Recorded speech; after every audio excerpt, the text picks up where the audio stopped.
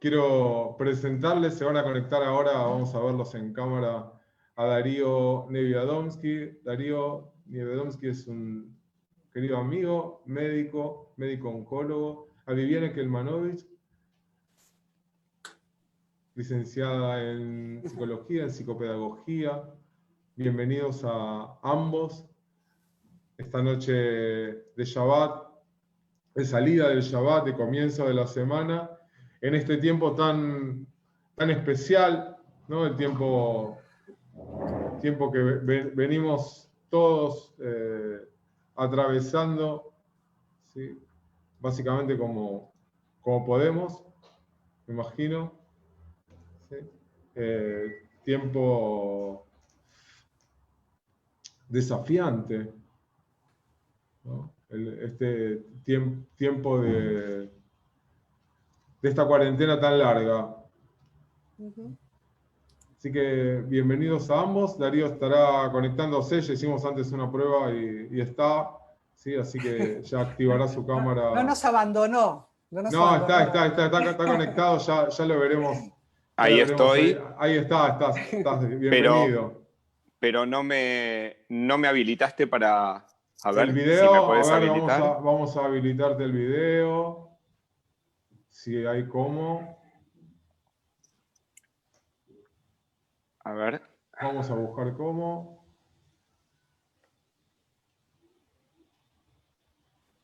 A ver si ahí podés. Ahí está, ahí vamos. Ahí te pregunta para iniciar video. Buenísimo. Muy bien.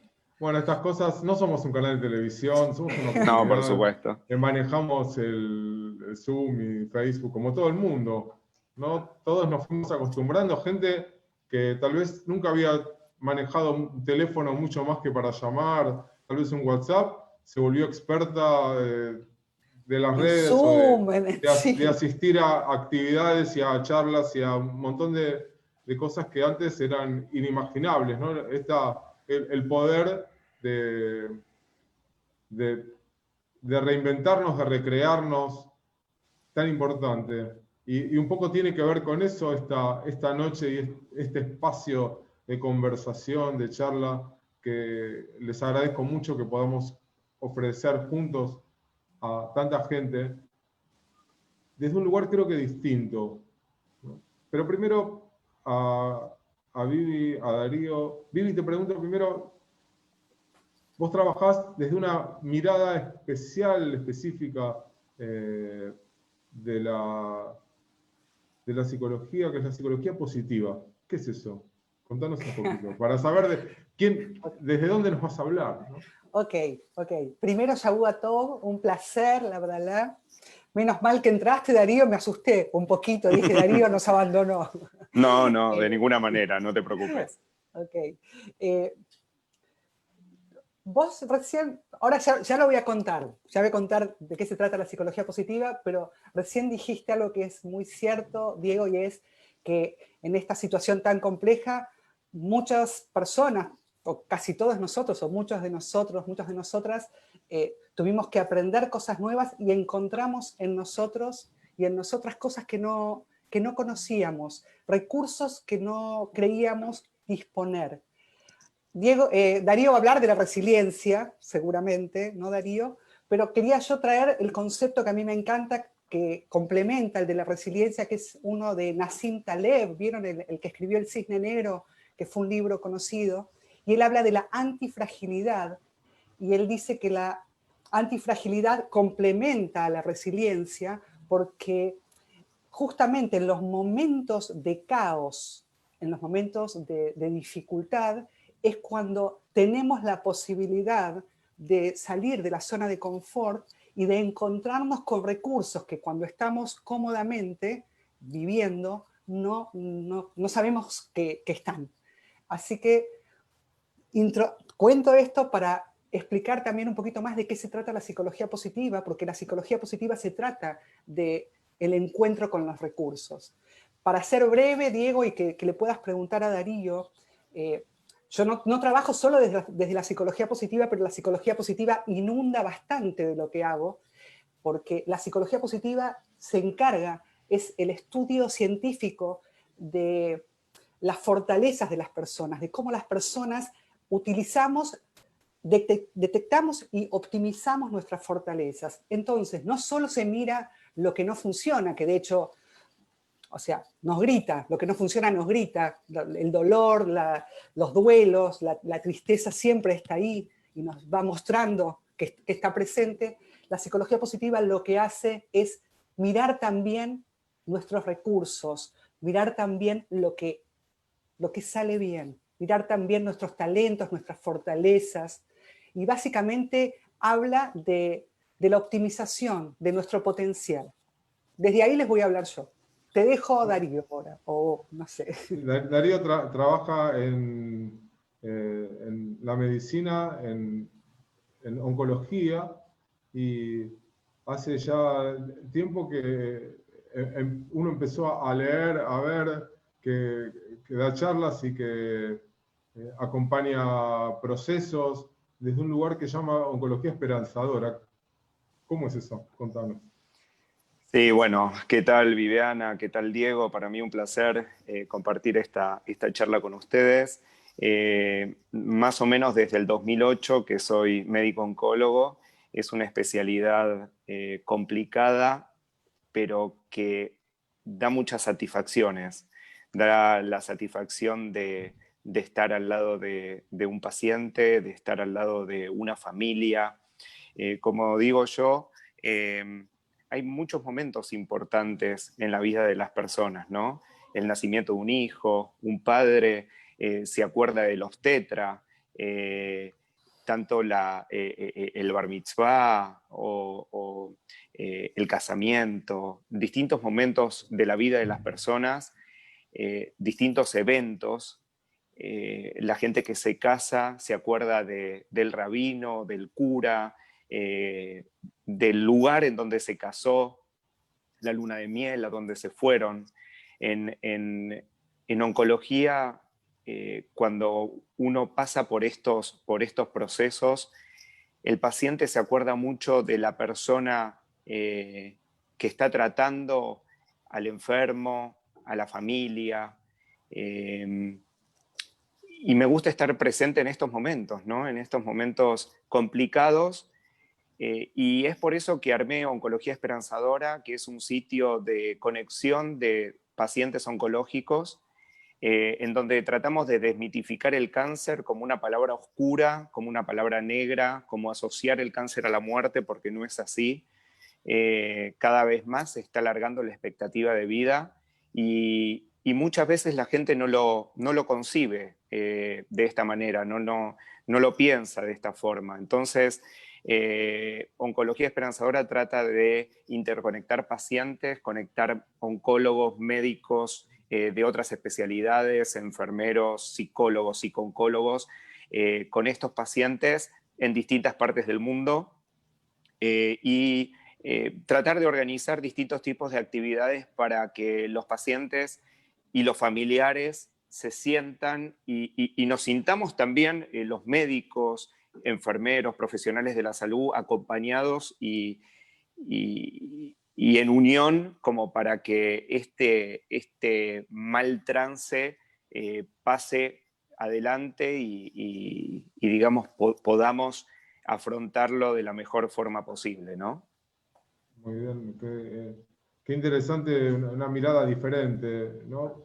Positiva, y la experiencia también desde mi lugar de trabajo rabínico, comunitario, de muchos años. También me lleva a mirar estas situaciones complejas, difíciles, de todo tipo, ¿no? Y cómo depende tanto de cómo uno lo vive, cómo cambia absolutamente, cambia todo, ¿sí? Cambia el resultado de lo que sucede, es diferente, se vive distinto. Cualquier situación compleja, ¿sí? Porque cuando hablamos de situaciones difíciles, situaciones vitales, situaciones traumáticas, duelos, sí, duelos no necesariamente por la pérdida de una persona, duelos porque terminó una etapa, porque tuviste que dejar una casa, un país, cerrar algún tipo de etapa en desde lo laboral, desde la escuela, la universidad, no sé, tantas cosas, ¿no?, que implican aprender a dejar, ¿sí?, para tomar, para reinventarse, para lo que viene, para algo diferente. Yo siempre desde que empecé esta vocación, nunca me voy a olvidar el día que abrí un Sidur, un libro de oraciones, y era el libro de oraciones que había escrito Rabino Nissenbaum, y había una oración para cuando alguien se jubilaba. Dije, wow, ¿no? Claro, porque son momentos importantes de la vida, que cierran momentos, que cierran etapas, y que merecen valorarlas y registrarlas, ese registro, ¿no?, que no pasa desapercibido. Y los invité, se me ocurrió pensar desde este lugar positivo, de cómo uno atraviesa situaciones complejas, pero normalmente, y esto surgió en la charla nuestra previa hace algunas semanas, de cómo transmitir estas ideas, que generalmente nos centramos en el protagonista, la protagonista, o quien está directamente involucrada en la situación compleja, pero generalmente no está sola, por suerte, sino que hay quienes están alrededor. Y pocas veces se enfoca la mirada en quienes acompañan. ¿Cómo se acompaña? ¿Desde qué lugar? ¿A qué distancia? ¿Cuál es el lugar de quien acompaña? ¿Qué significa? ¿Qué se espera de alguien que acompaña? ¿Qué les parece? ¿Qué se espera? Viví. Yo iba a decir Darío, justo. A ver, te escuchaba hablar y es un tema tan complejo, tan lindo y tan difícil al mismo tiempo, ¿no? Creo que, a ver, me parece importantísimo que lo que se espera del que acompaña tiene que ver con la compasión y con la empatía, ¿no? Me parece que quiero introducir estos temas, que por supuesto todos los conocen, pero me gustaría hablar de la importancia de poder ponerme en el lugar del otro, de poder sentir lo que siente el otro, de poder al mismo tiempo tomar distancia de lo que siente el otro para poder ayudar al otro, porque la compasión justamente es empatía en acción, podríamos definirla de ese modo. La compasión es tener el deseo de aliviar el sufrimiento del otro. Entonces, si vos me preguntás, o si ustedes me preguntan, o me gustaría contar esto que pienso, creo que el que acompaña tiene que ser hospitalario. O sea, el que acompaña está ahí para el otro. Y estar ahí para el otro tiene como dos aristas, diría. Una es entender lo que el otro necesita, entender cómo el otro tiene que ser acompañado. Entonces tenemos que ser unos buenos miradores u observadores de lo que el otro necesita, y al mismo tiempo tenemos la arista de mirarnos a nosotros para no pretender que el otro sea acompañado como a mí se me ocurre que tiene que ser acompañado, ¿no? Entonces, básicamente es un interjuego de mirarse a uno mismo y mirar al otro, y de ser hospitalario. Estoy para vos. Puedo seguir hablando un montón, pero te dejo, Darío, a vos y continuamos. En el campo de la oncología que abordo yo, siempre le trato de explicar a los pacientes que ellos tienen que ser el centro de la consulta. Ellos son los que tienen el derecho de conocer toda la verdad, de lo que desean saber, de lo que no desean saber. Ellos tienen más derecho que el médico, ellos tienen más derecho que la familia. Hay veces que los familiares vienen a la consulta y me dicen, Darío, por favor, no quiero que sepa qué es lo que tiene. Es muy difícil muchas veces lidiar con este tipo de acompañamiento. Es fundamental que el acompañamiento sea multidisciplinario, o sea, que esté el paciente en el medio, el oncólogo, la familia, los amigos, el psicooncólogo, los enfermeros, los cirujanos, el médico de confianza, los allegados, y el paciente tiene que estar en el medio, el paciente tiene que estar acompañado, el paciente tiene que estar contenido de alguna manera, ¿no? Como para que, hablando de cáncer, que la enfermedad sea lo más llevadera posible. Hablo de cáncer porque es mi especialidad, pero hay mucha gente que cursa un infarto, tiene un robo, tiene un accidente, tiene distintos eventos, separaciones, duelos. Por supuesto. Y entonces debe estar acompañado, y el sufriente, el padeciente, el paciente, el enfermo, tiene que estar en el medio acompañado por todos estos actores, ¿no? Sí, me parece importante aclarar este tema de la empatía, de que el que acompaña con empatía no es al que le está pasando, sino que uno se pone como si estuviera en los zapatos del otro, pero no está en los zapatos del otro. Claro, no. Exacto. Uno trata de ponerse para entender, para sentir, para acompañar mejor, pero no es, sino que es al otro al que le está pasando. Eso no quiere decir que a uno no le pase algo, porque desde ese lugar, ¿sí? a quien acompaña también le pasan necesariamente cosas. La cuestión es cómo se autocuida el acompañante. El acompañante, ¿está bien? Acompañador. Sí. Quien está, sí, cerca, quien está junto con quien está pasando por alguna situación compleja, ¿cómo se autocuida? ¿Cómo cuida la relación? ¿Cómo se autopreserva también? Pensando justamente que no es la persona a quien le está pasando directamente. ¿Cuál es la distancia? ¿Hay una distancia óptima? Yo creo que hay gente que le cuesta ponerse en su lugar en general. Vieron que hay gente que es difícil de que se ubique en su propio lugar, y uno dice, bueno, sentido común. La tradición judía tiene el sentido común como en el frente de todas nuestras rituales y prácticas. Delante está el sentido común. Sobre todo en temas difíciles como estos.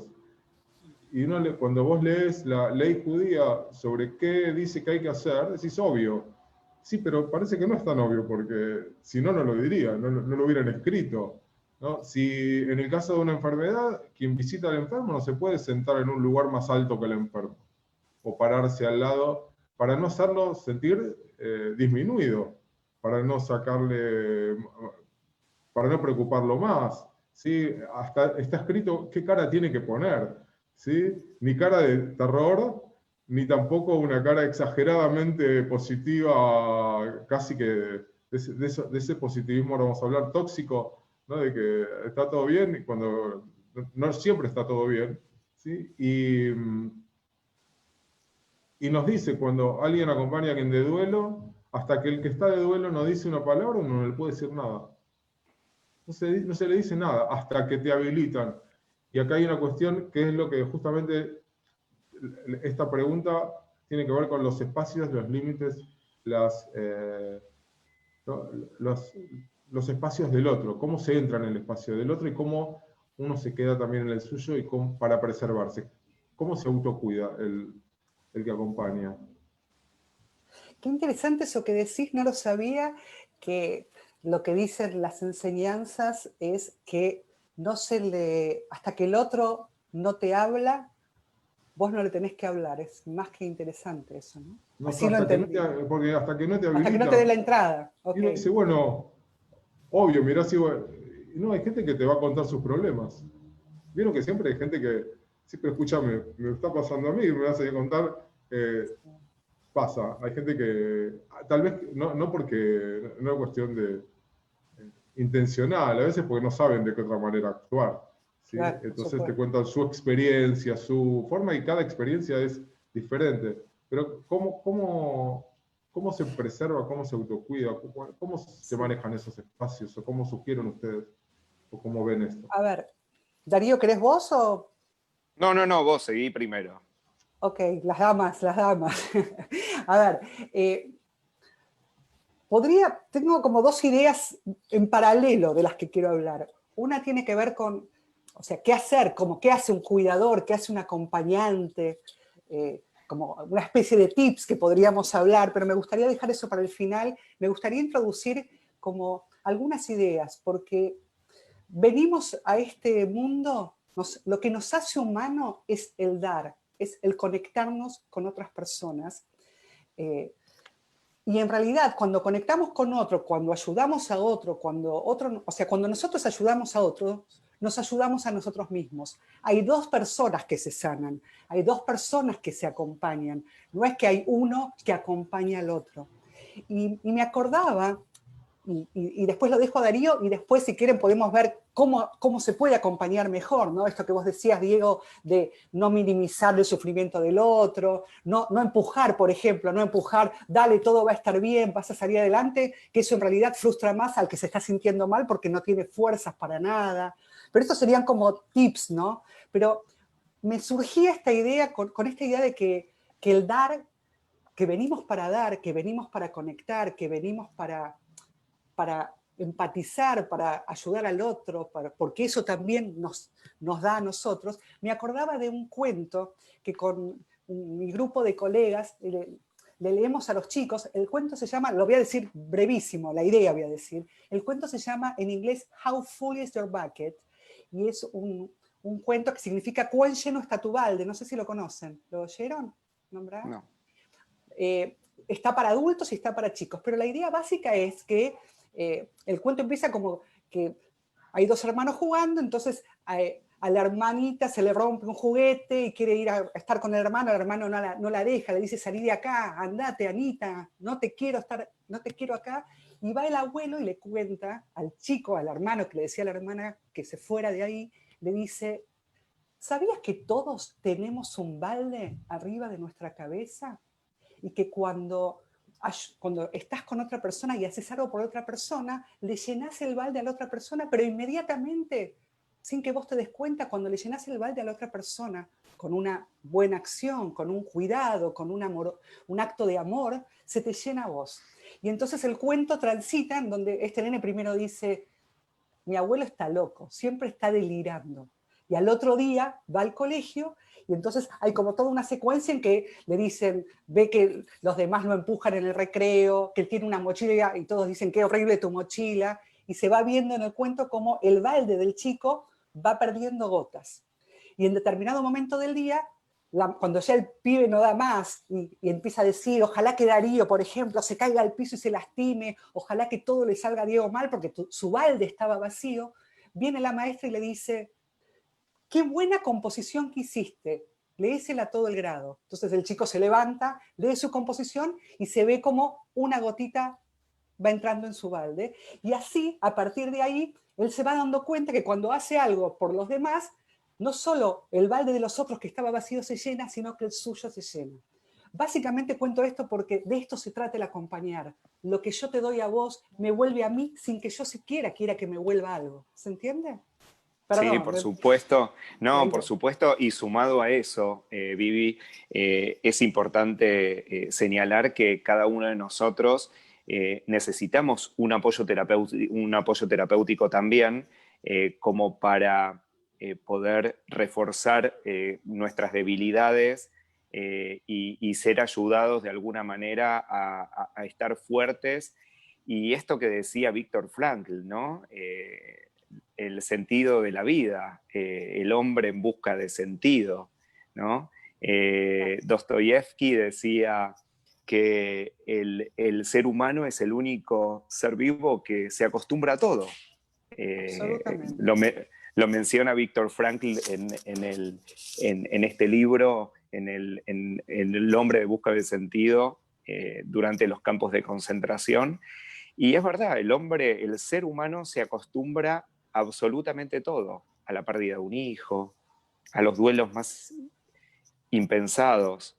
Y el hecho de acompañar a esas personas, por supuesto, hace que uno dé y uno reciba, ¿sí?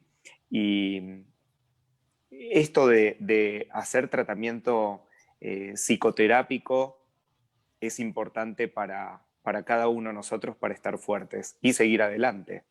Y además, mira, yo voy a abrir un poco hay quienes nos acompañan en Facebook, gracias a Dios, hay mucha gente que nos está acompañando esta noche, mirando, escuchándonos, reflexionando con nosotros también, ¿sí? Seguramente hay quienes lo van a ver después, pero hay quienes están con nosotros y van comentando. Si alguien quiere hacer comentarios, preguntas, y podemos responder, buenísimo, y tomo algo que dice Elsa en el chat, que el acompañante se destruye.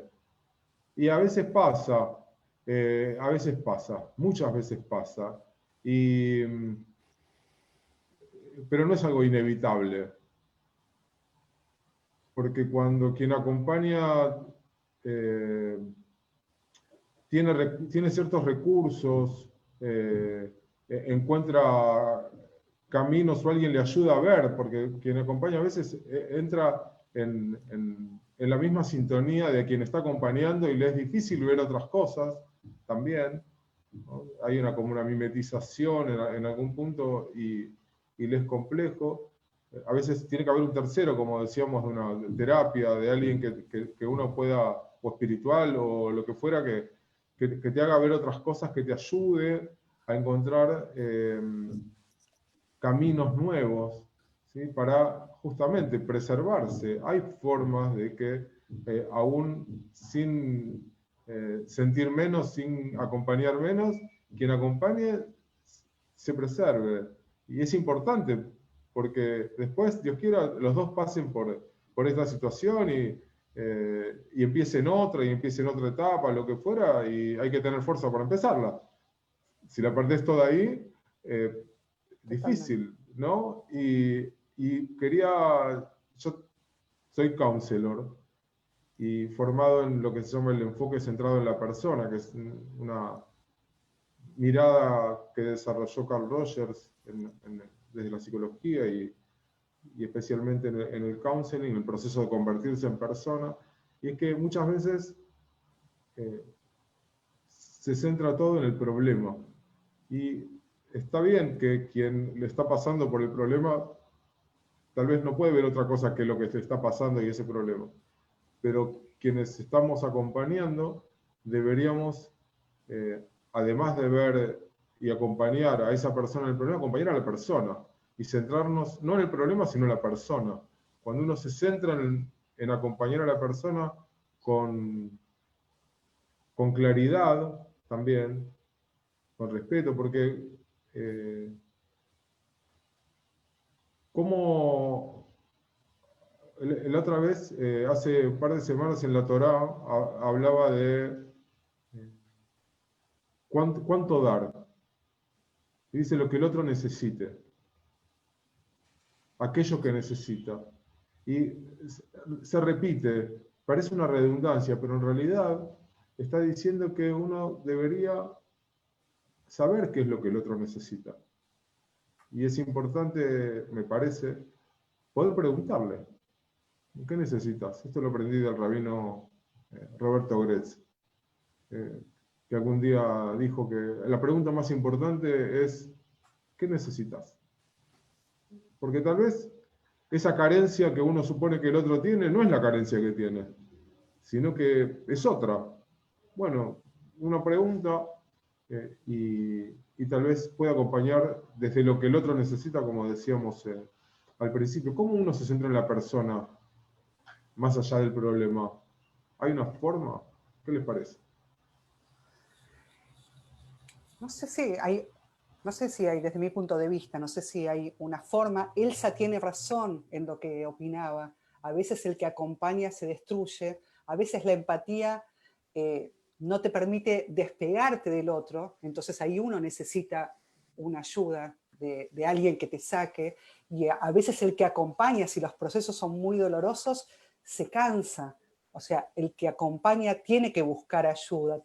Hay un proceso que se llama decision fatigue, que es, o sea, todos nos cansamos a lo largo del día si tenemos que tomar muchas decisiones. A la noche estamos más cansados para tomar decisiones. Y cuando estamos en un proceso de acompañar a alguien, como vos decís, Diego, centrarnos en la persona tiene que ver con, como yo decía antes, con mirar a la persona. Y con entender que, por ejemplo, está buenísima la pregunta esta del rabino Gretz, porque es, ¿qué necesita el otro? Algunas personas necesitan, que cuando los acompañamos, que decidamos por ellos. Otros necesitan tener la sensación de que están decidiendo.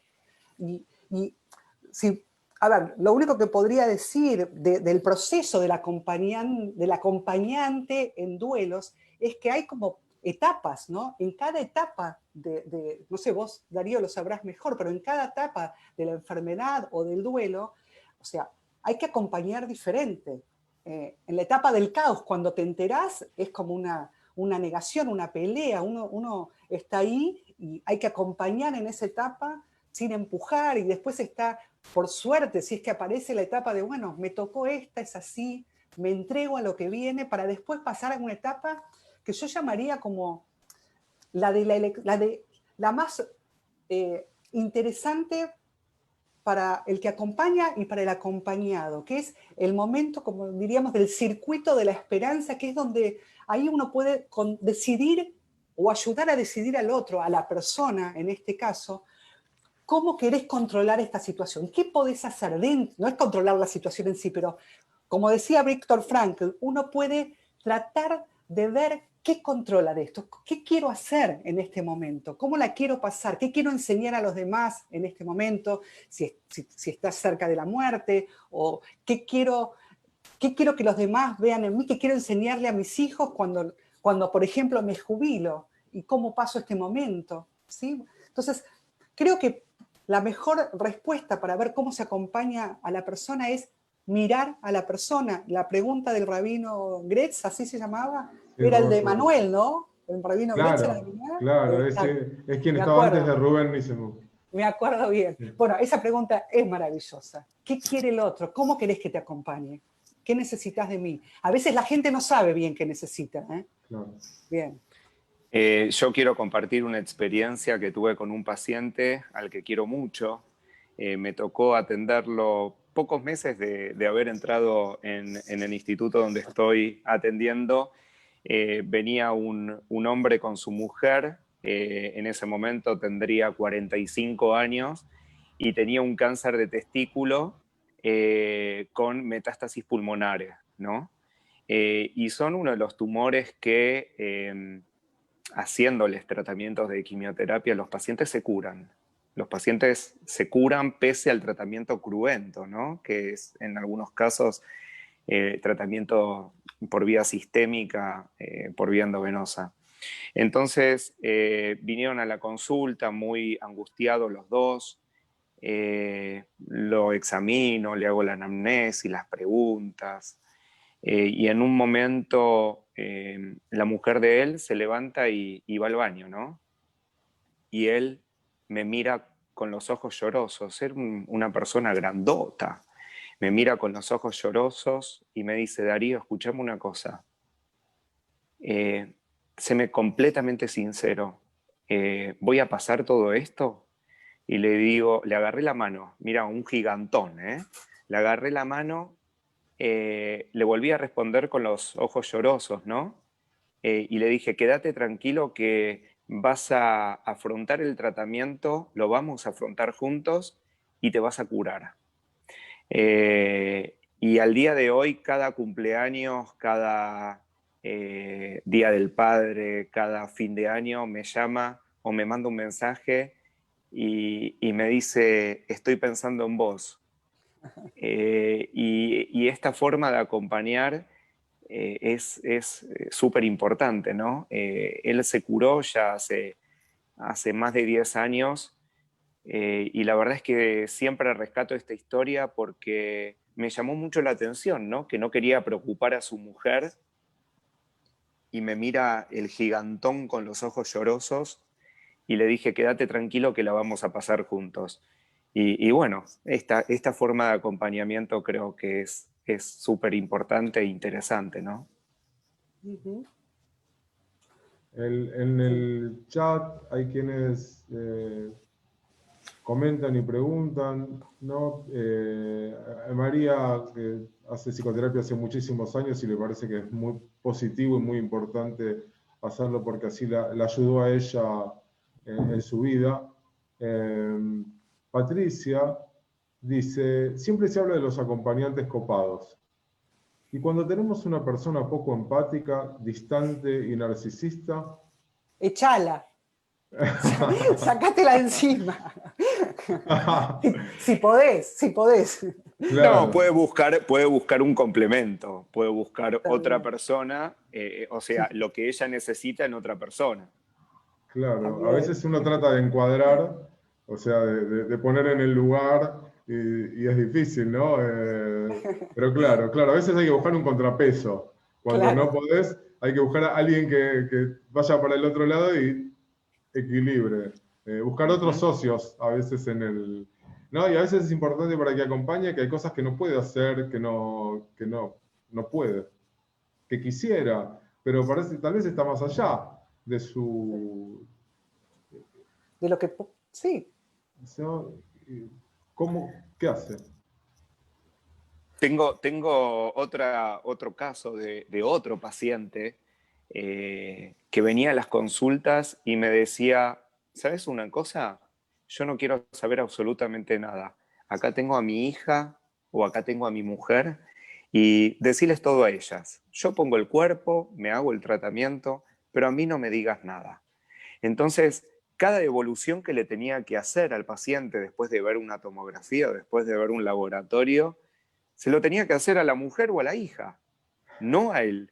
Él me decía, bueno, ahora voy a salir del consultorio, lo que tengas que charlar, charlarlo con ellas. Son distintos puntos de vista, ¿eh? Hay pacientes que no se Sí, pierden una consulta, pero hay pacientes que quieren estar absolutamente del otro lado del consultorio. sí, Bueno, es interesante porque esto es lo que decía Gretz. O sea, cada persona necesita otra cosa. Y si Ujú. ponele que la mujer y la hija le decían, tenés que escuchar, él no quiere escuchar. O sea, hay gente que quiere meter debajo de la alfombra y tiene derecho en este momento, en ese momento en particular, de hacer lo que quiera, de meter bajo la alfombra. Yo no le puedo decir a nadie cómo tiene que pasar ese proceso, pero me parece que por ahí antes hablábamos un poquito con Diego y con Darío de Frankl. A mí me gusta cuando Frankl dice, que me encanta él, pero dice, tenemos la libertad de elegir con qué actitud vivir lo que tenemos que vivir, y que es cierto, pero lo que pasa es que lo que observamos es que las actitudes con las que solemos pasar los momentos difíciles tienen que ver con lo que aprendimos y con lo que vivimos atravesando. Entonces, por ahí, el que acompaña en esos momentos puede ayudar al acompañado a ofrecerle una mirada distinta para poder vivir eso de otra manera, porque no es que tenemos una libertad absoluta para resolver cómo tenemos que pasar las cosas. Ese señor que vos decís, Darío, no quería saber nada, quería que la mujer y la hija lo supiesen. Y, Ujú. y bueno, era lo que él podía hacer, porque por ahí estaba acostumbrado a evitar situaciones. Entonces, nada, hay que ver en cada momento qué es lo que uno puede darle al otro. Tal vez, como decíamos antes al principio, con el concepto de antifragilidad, en esos momentos tan difíciles que te sacan de esa comodidad, tal vez son momentos oportunos para usar otros recursos o para construir nuevos recursos o para que escuchar a un otro que te ofrece nuevas miradas, nuevos recursos, ¿no? y a veces Ujú. uno cuando no puede, a veces pasa en lo comunitario, que viene alguien con una necesidad, la que sea, y uno no lo puede ayudar. Ujú. Está más allá de tus límites o porque no es, no es lo que vos sabés hacer o porque no lo querés hacer. Y es muy importante poder decir, mira, yo no te puedo acompañar, pero te voy a acompañar a alguien que sí te va a acompañar. O sea, no dejarla sola, no dejarlo solo, sino decir, aun cuando no puedo ser yo, busquemos quién. Yo te voy a ayudar a buscar quién, te voy a ayudar a buscar qué, ¿sí? Pero yo no puedo. Y Ujú. también eso es parte del autopreservarse y de cuidarlo al otro también, para no Totalmente. generar también una expectativa que el otro no puede, ¿no? Dice, eh, Andy dice, no solo que el enfermo encuentre un sentido, sino que el acompañante también encuentre el suyo, cambia su paisaje emocional. Sí, ni hablar. Exactamente, exactamente. ¿Qué es esto del balde? Yo te doy a vos, te lleno tu balde e inmediatamente se llena el mío. Ahí ambos nos damos. Es un proceso de ambos. Por eso es tan lindo acompañar a un otro, donde sea, ¿eh? Como psicoterapeuta ni que hablar. O sea, cuando yo decía esto que decíamos antes, las dos personas que están en ese proceso se sanan, se acompañan, se nutren. A veces también familiares de pacientes, todos mis pacientes tienen mi teléfono. Entonces me pueden llamar o los familiares me pueden ubicar. No a las 3 de la mañana, ¿no? Pero me pueden ubicar fácilmente. Y los Porque lo familiares... tenés apagado, Darío, a las 3 de la mañana. No, de ninguna manera. ¿En serio? Los familiares me dicen, Darío, escuchame una cosa.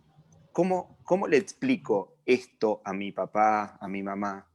¿Cómo se lo hago entender? No, vos tenés que acompañarlo. Vos tenés que estar al lado. Vos tenés que ayudarlo de otra manera. Yo les voy a explicar. Yo lo voy a tratar de aconsejar. Pero vos estate al lado como hija, como hijo, como familiar, como allegado. Vos no te tenés que meter en el campo médico. Vos tenés que acompañar desde el lado del familiar, del lado de allegado. Yo me ocupo desde el punto de vista médico. Claro. Es Sí, sí, cierto. sí. No, pensaba en esto, ¿no? Porque acompañamos como somos. Todos acompañamos al otro como somos, no podés acompañar desde otro lugar, pero es muy importante mirar al otro, salirnos un poco de nosotros y mirar al otro y ver qué necesita y cómo podemos, qué le podemos dar, y si hay algo de nuestro estilo que tenemos que cambiar. Y en ese sentido, cuando tenemos que cambiar el estilo o cuando la situación es muy demandante, el autocuidado del cuidador es fundamental. Es fundamental que el cuidador pida ayuda, que el cuidador descanse, que el cuidador no se sature, siempre que tenga la posibilidad de hacerlo, ¿no?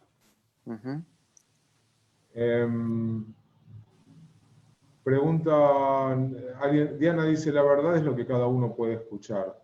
Y sí, a veces dicen que la Torá está escrita en el idioma que uno puede entender, ¿no? Por eso a veces usa formas y encuentra caminos y la tradición nos ha también abierto caminos justamente para entender de otras maneras lo que uno tal vez no puede entender. Elsa trae el tema de qué pasa cuando se sabe que, pregunta Darío, ¿no? El pronóstico es que no va a sobrevivir. ¿Hay una forma positiva de acompañar esos momentos? Tal vez los más duros, porque si hablamos de situaciones complejas, tal vez la más compleja de todas es esta. ¿Cómo hay un circuito de la esperanza para eso? ¿Hay un cierre esperanzador también ahí? Hay distintas formas de fallecer, de partir, de irnos. Irnos con sufrimiento, con dolor, solos, no estando acompañados. O irnos, porque, a ver, todos vamos a partir. Lo Partimos de único esa que premisa, sabemos. ¿no? Sí. Es algo cierto, ¿no? No sabemos cómo, no sabemos cómo. Hay pacientes que vienen a la consulta y me dicen, pacientes que están más complicados, ¿no? Y me dicen, Darío, ¿cuánto tiempo me queda? Jamás he dicho cuánto tiempo, ni aproximación, ni absolutamente nada, porque hoy en día los tratamientos oncológicos son mucho más efectivos que antes. Hoy en día la expectativa de vida ronda entre los 78 y 82 años, cuando para 1940 rondaba los 50 años. Se alarga la expectativa de vida, los tratamientos mejoran.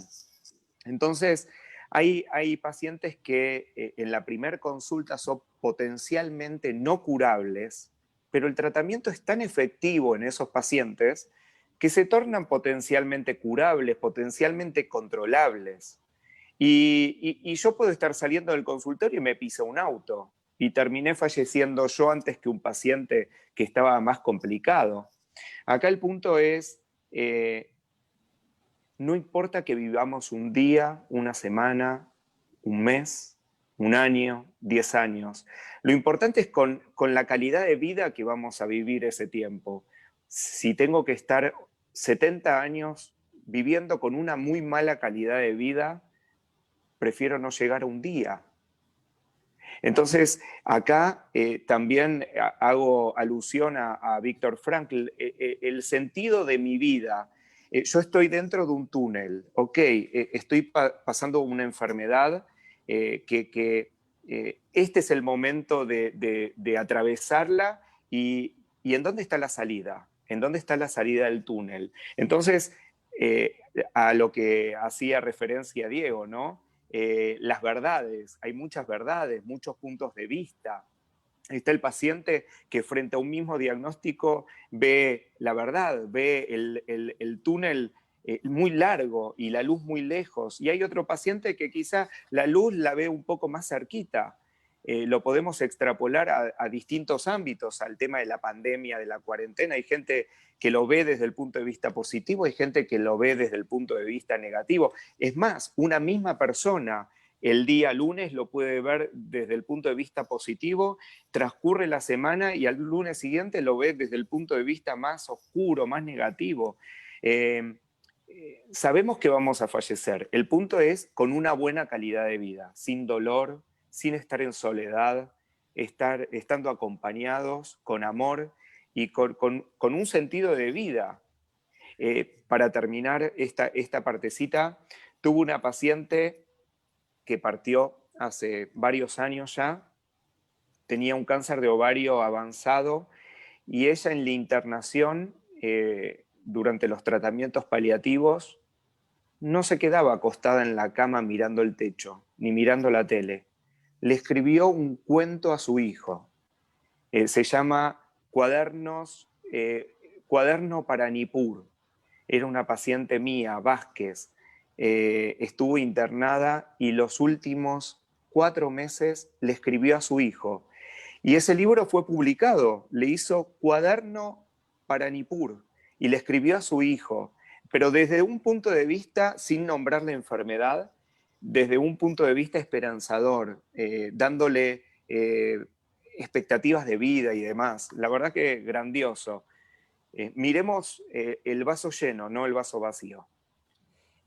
Me encanta ese ejemplo que das, Darío, porque justamente creo que si hablamos del circuito de la esperanza en cualquier duelo, que es como la fase, una vez que te enojaste, que no querés, que negás, que te angustiás, después pasa esta fase que aceptás, y por último está esta fase en la que en cualquier duelo que sea, desde el que te vas a morir, el que se jubiló y no sabe qué va a hacer, la pérdida de una pareja, lo que sea, ese momento en el que podés decidir qué es lo que te da esperanza, qué pedacito de ahí controlás vos, qué pedacito chiquitito te da la posibilidad de hacer algo con la situación, de salirte del lugar de la víctima y ponerte en un lugar en el que algo puedo dar.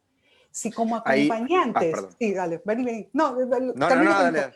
Si como acompañantes podemos ayudar a las personas que tenemos cerca, que están sufriendo el tema que sea, a encontrar el modo de decidir qué se puede hacer en eso y no sentirse víctimas, ya está como casi todo hecho hoy día. Y te dejo, perdón, Darío. No, discúlpame vos que te interrumpí, pensé que cortabas antes. Hay 3 libros que recomiendo. Uno se llama La Rueda de la Vida, de Elizabeth Kübler-Ross. Seguramente hacías alusión a eso. Es muy buen libro y habla del enojo, de todas estas fases que nombrabas vos, ¿no? Después, por supuesto, el hombre en busca de sentido de Viktor Frankl. Recomiendo también que leí hace poco La bailarina de Auschwitz, muy buen libro en estos momentos en donde uno se ve dentro del túnel. Creo que hace hincapié en lo esperanzador, en la alegría y en seguir adelante, ¿no? Sí. Ya te dejo hablar, Diego, solo que me hiciste acordar cuando decías lo del libro de Kubler-Ross. Yo, ¿sabés qué recomiendo en la misma línea? Para los viejos, la película All That Jazz, ¿se acuerdan? Sí, sí, Que él hablaba buenísimo. de esas etapas ahí, y que es una película divina y una manera de ver la muerte. Yo tenía 16 años en ese momento, y me cambió la mirada con respecto a la muerte esa película. Divina. Uh-huh. Diego, Qué sí. importante, no, qué importante, porque yo voy leyendo un poco quienes nos están acompañando esta noche y sus comentarios y el agradecimiento que cada uno hace y el reconocimiento cuando necesitaron estar acompañados, sentirse acompañados. En esta época que es tan compleja a la distancia, ¿no? Que no podemos tocar, que vamos por la calle y tal vez te ves y haces una seña, el El codo, codo. claro, es otro desafío, ¿no? Y de alguna manera este tiempo nos permitió, como decíamos al principio de todo, reinventarnos, recrearnos, tenemos la fuerza, tenemos el potencial para encontrar los caminos. A veces necesitamos que alguien nos muestre un poquito algunas otras opciones que no tenemos, pero sin duda tenemos todos dentro la fuerza, la energía de poder hacerlo. Rogers decía que si el suelo tiene un poquito de humedad y si entra un poquito de luz, aunque sea algo de luz, la semilla brota y la planta crece. Uh-huh. Y crece siempre hacia donde está el sol y donde está la luz. Entonces a veces el trabajo de acompañar tal vez es eso, ¿no? Iluminar un poquito, confiar también en la persona a la que acompañamos, de que tiene la Recursos. fuerza interior y que tal vez hay que ayudarle, empujarle un poquito, ¿sí? Hacerle sentir que estamos ahí y ya eso cambia todo. Cambia todo. Qué época desafiante, cómo nos tuvimos que acostumbrar, decía Darío, nos acostumbramos a todo, y bueno, y fue cambiando todo. Para ir cerrando también esta noche, agradeciéndoles tanto, que nos encaminamos, empezamos el último mes del año judío y nos encaminamos a Rosh Hashanah y Yom Kippur. Dicen que todos nacemos para morir, pero en Yom Kippur morimos para nacer. Vestidos de blanco, sin comer, sin beber, cerca del suelo. Es como una resurrección, es como volver a nacer a un año diferente, un año nuevo, pero que el año es bueno si uno también lo hace bueno, ¿no? Tiene mucho de uno. Y si lo terminamos y empezamos con esperanza y de una manera positiva, seguro que va a ser diferente, aunque sea, y aunque venga lo que venga, ¿no? Uno no sabe, ojalá Dios quiera que sea bueno. Mi agradecimiento enorme. ¿Algo que quieran compartir? A mí me encanta cómo cerraste vos, me parece divino, y les agradezco un montón, Diego, por la invitación, Darío, un placer conocerte y conocer tu trabajo. Muchísimas gracias, enormemente agradecida, feliz de estar acá y de estar en Mishkan, porque yo quiero mucho a Mishkan, así que es un Y placer nosotros estar a acá. vos, a tu familia, Gracias. también mucho cariño para ustedes. Muchas gracias, Darío, y también por plantearnos y por mostrarnos que hay otras formas también. Hay otras formas de acompañar, hay otras formas de mirar determinadas cuestiones que se ven como tabúes y como que tienen siempre un profundo, una mirada negativa y tal vez no necesariamente están así. Hay otra manera de verlo, otra manera de vivirlo, y depende también depende de nosotros mucho. Depende de nosotros. Seguro, según la cultura oriental, crisis es nueva oportunidad, ¿no?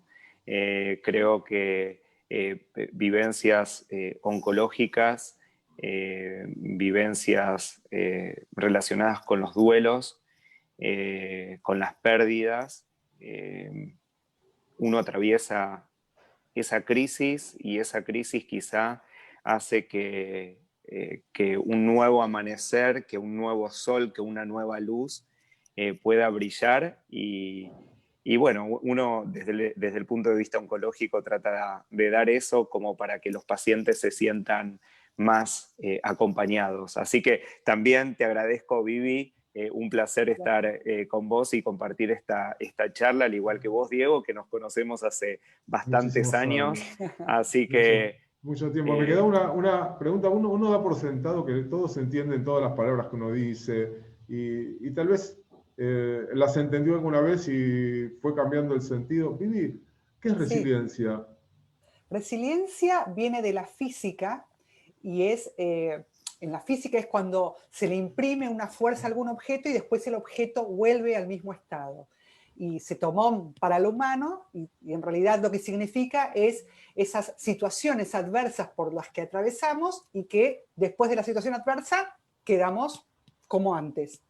La antifragilidad, que era esto que decía antes, que propone Nassim Taleb, tiene que ver con crecer mucho más y conseguir o encontrarte con recursos cuando salís de la zona de confort. Pero la resiliencia es salir de la situación adversa y quedarte en el mismo lugar. Lo que le pasó a muchos de los nuestros, ¿no? De las personas que atravesaron el holocausto, algunas, no todas, por supuesto. Sí. Sabemos muchos que lograron superarlo y no solo crecer ellos, sino hacernos crecer a todos. Exactamente, con sus experiencias. Bueno, que tengamos una hermosa semana, que tengamos un hermoso mes que estamos empezando, que empecemos también pronto un nuevo año, como dice en el mundo sefaradí, dicen Tajel Yanau Virjotea, que empiece el año, pronto que empiece el año nuevo y todas sus bendiciones. Muchas gracias a ambos, gracias a todos los que nos acompañaron y nos siguieron desde sus casas, les mandamos un gran abrazo, un beso enorme y nos estamos viendo. Gracias, muchas gracias. Gracias. Chao, suerte. Buena semana, Chao. Shavuot Tov. Chao. Shavuot Tov. Chao.